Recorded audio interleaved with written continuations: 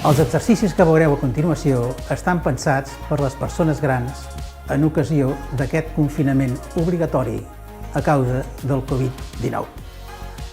És important que al llarg de tot el dia feu entre 25 i 30 minuts d'exercicis, cadascú en funció de les seves capacitats físiques. És millor fer-ho d'aquesta manera i no fer-ho tots seguit, i que al final de cada tanda d'exercicis noteu una certa sensació de cansanci moderat.